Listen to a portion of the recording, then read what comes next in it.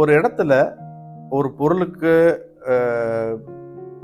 தேவை அதிகமாகுது, அதற்கு விலை அதிகமாகுது, அதற்கு வரி சோதனை எல்லாம் வருதுன்னா அந்த இடத்துல அதிகார துஷ்பிரயோகம் நடக்கும், வன்முறை நடக்கும், மற்றும் லஞ்சம் உருவாகும்.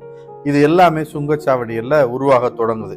அப்போ பீகார்ல அமைக்கப்பட்ட முள்வேலியை உடைச்சு ஒரு 112 பேர் கடத்துறாங்க உப்பு. அப்ப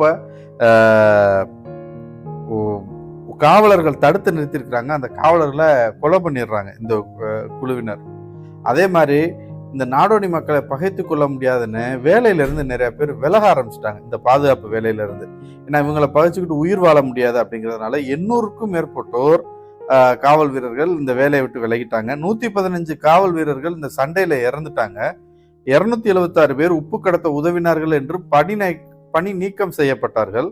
30 பேர் இந்த வேலையை விட்டு ஓடி போயிட்டாங்க. 24 பேர் வேலைக்கு லாயக்கில்லைன்னு அரசாங்கமே நிறுத்திருச்சு. அப்ப சோதனை சாவடியில உப்பு கடத்தியவர்களின் எண்ணிக்கை 1873ல 3271 பேர். அதே 1877ல 6077 பேர் உப்பு கடத்தியவர்கள் அப்படின்னு பிடிபட்டு இருக்காங்க, சிறை பிடிச்சிட்டாங்க அவங்கள.